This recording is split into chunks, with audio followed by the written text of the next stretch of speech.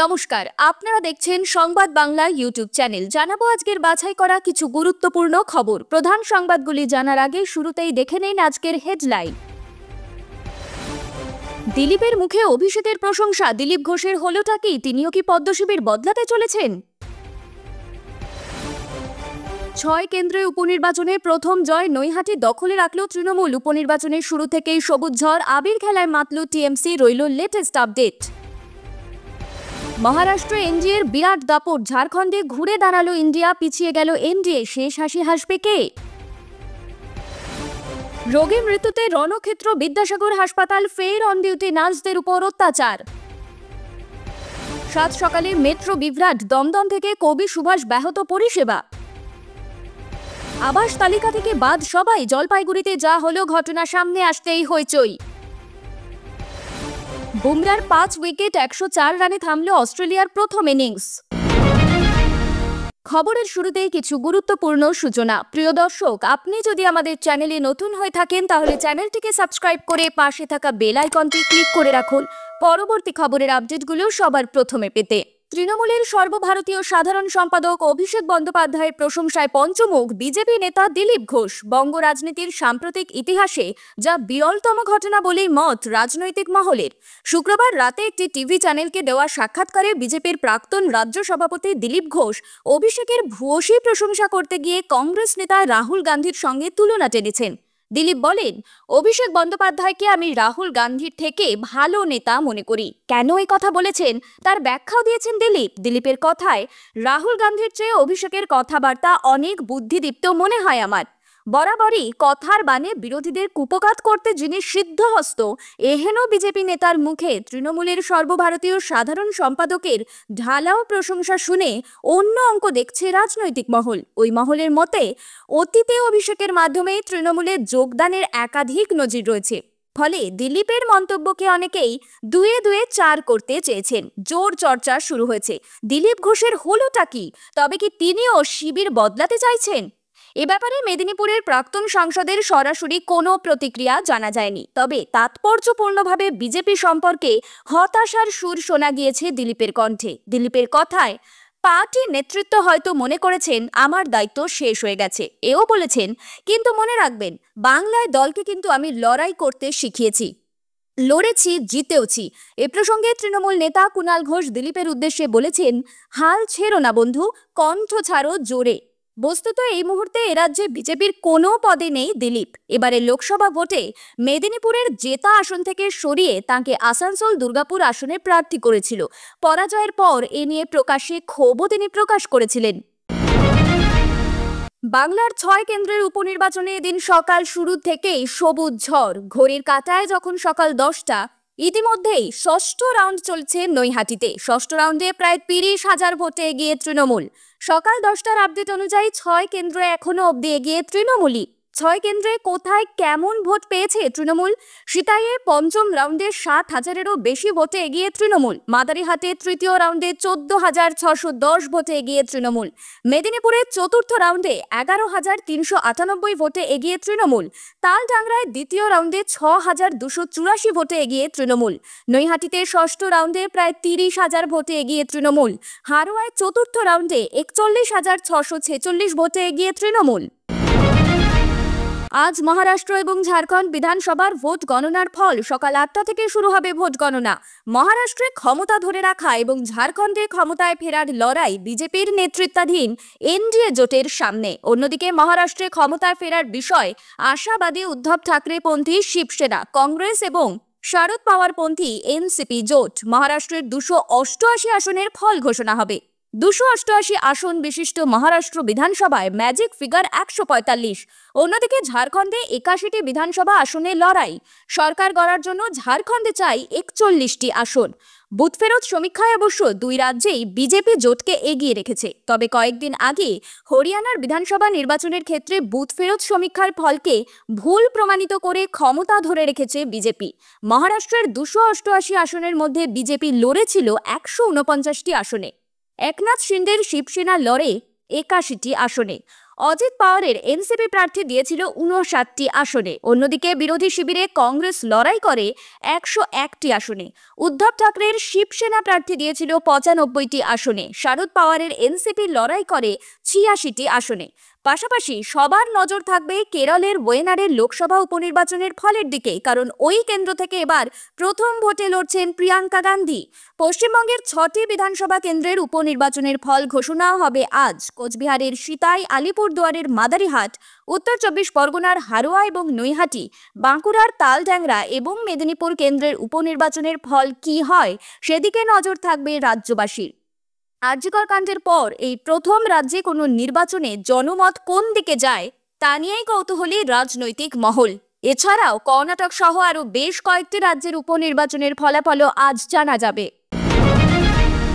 রোগী মৃত্যুকে কেন্দ্র করে হাসপাতালে তাণ্ডব। 2 ঘন্টা ধরে ভাঙচুর চালানো হলেও হাসপাতালে গেটের কাছ থেকে শুরু করে চেয়ার টেবিল, এমনকি স্টোর রুমে ওষুধও মাটিতে ফেলে দেওয়া হয়েছে। শুধু তাই নয়, 3 নার্সকে মারধর করার অভিযোগ। ঘটনায় গ্রেফতার 22 জন।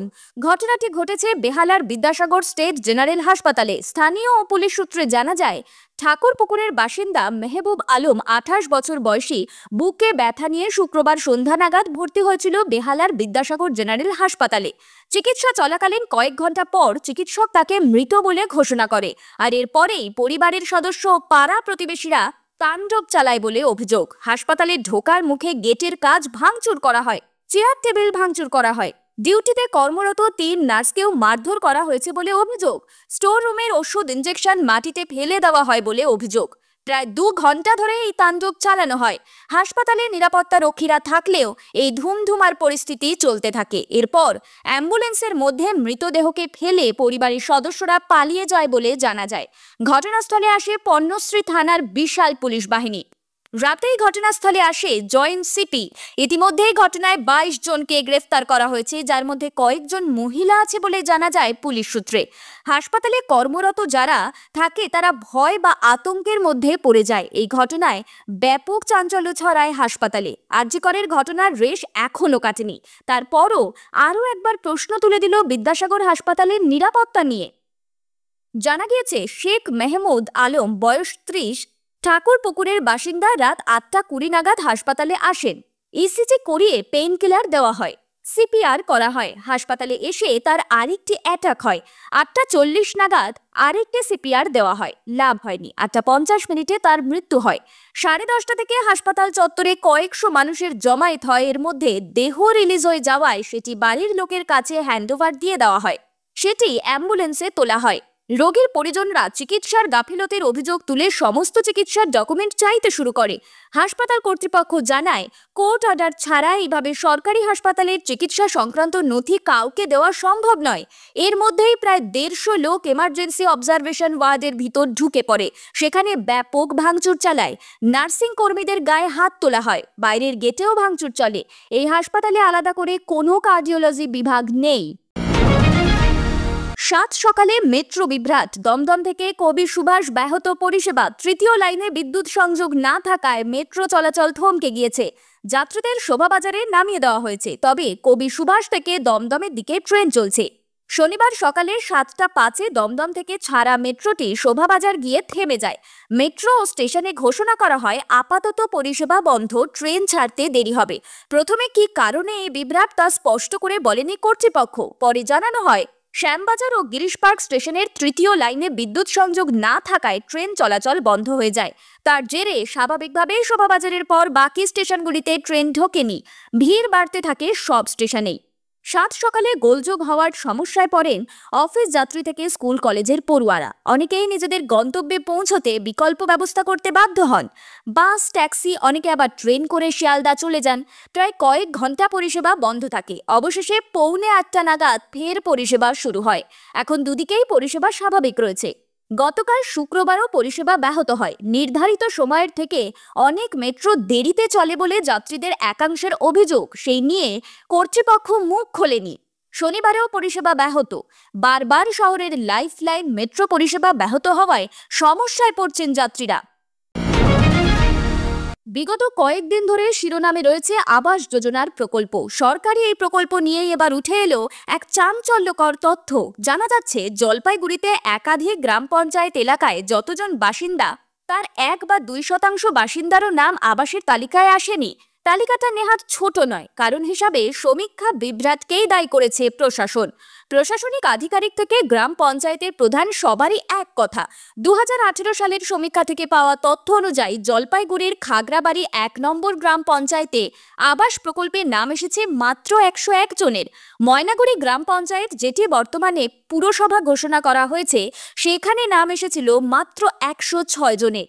একইভাবে মাধবডাঙ্গা 2 নম্বর গ্রাম পঞ্চায়েতে 324, শালবাড়ি 1 নম্বর গ্রাম পঞ্চায়েতে 316 জন, আংরাভাষা 1 নম্বর গ্রাম পঞ্চায়েতে 294 জন, শালবাড়ি 2 নম্বর গ্রাম পঞ্চায়েতে 209 জন, ডাবগ্রাম 1 নম্বর গ্রাম পঞ্চায়েতে 133 জন, খড়িয়াতে 97 জনের নাম এসেছে।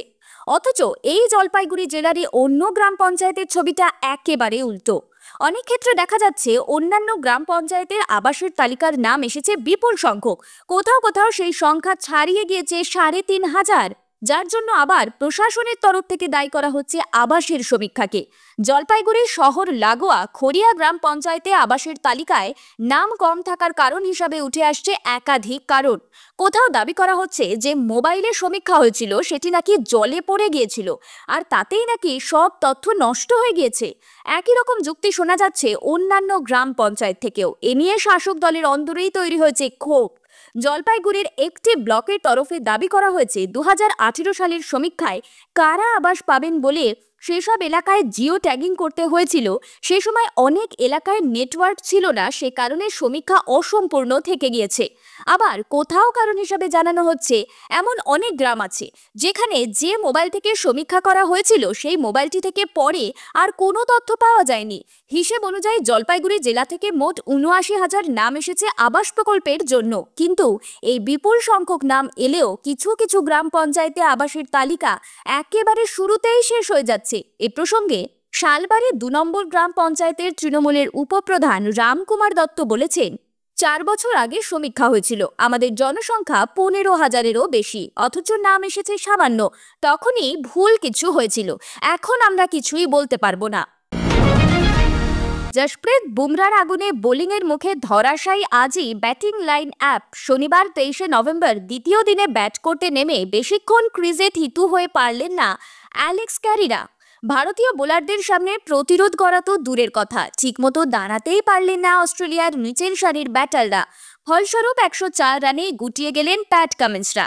অস্ট্রেলিয়ার হয়ে সর্বোচ্চ রান করেছেন মিচেল স্টার্ক, বয়স 26। প্রথম ইনিংসে 46 রানে এগিয়ে থেকে দ্বিতীয় ইনিংসে খেলতে নামছেন যশস্বী জয়সওয়াল, KL রাহুলরা।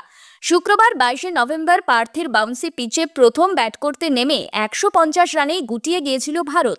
প্রথম ইনিংসে টিম ইন্ডিয়াকে অল্প রানে বেঁধে রাখার পরেও ব্যাট করতে নেমে চরম বিপাকে পড়ে অজিয়া। জসপ্রীত বুমরা, মোহাম্মদ সিরাজের বোলিংয়ের তোপে পড়ে অজি ব্যাটারদের দশা ছাড়ায় ছেড়ে দেমা কেঁদে বাঁচি। অস্ট্রেলিয়ার প্রথম দিনের শেষে 7 উইকেট হারিয়ে 67 রান করেছিল। ক্রিজে ছিলেন অ্যালেক্স ক্যারি ও নাথান লায়ন, কিন্তু দ্বিতীয় দিন ব্যাট করতে নেমে শুরুতেই ধাক্কা খায় অজিরা। বুমরার বলে চালাতে গিয়ে ঋষভ পন্থের হাতে ধরা পড়েন ক্যারি। নিজের প্রথম ওভারের প্রথম বলেই অস্ট্রেলিয়ার উইকেট রক্ষককে সাজঘরে ফিরিয়ে পার্থে 5 উইকেট ঝুলিয়ে পড়েন ভারতের অধিনায়ক। নৈশ প্রহরী হিসাবে নাম নাথান লায়নও বেশিক্ষণ টিকতে পারেননি। হর্ষিত রানার বাউন্সারে ঘায়েল হয়ে গালিতে রাহুলের হাতে ক্যাচ দিয়ে সাজঘরে ফেরেন তিনি। আউট হওয়ার আগে করেন মাত্র 5 রান। শেষ উইকেটে 2 বোলার মিচেল স্টার্ক ও জস হ্যাজলউড খানিকটা লড়াই করেন। দুজন দলকে 100 রানের গণ্ডি পার করিয়ে দিয়ে চরম লজ্জার হাত থেকে বাঁচান। শেষ পর্যন্ত হর্ষিত রানার বলে ঋষভ পন্থের হাতে ক্যাচ দিয়ে সাজঘরে ফেরেন স্টার্ক। 104 রানে শেষ হয় অস্ট্রেলিয়ার প্রথম ইনিংস। জশ হ্যাজলউড 7 রানে অপরাজিত থাকেন।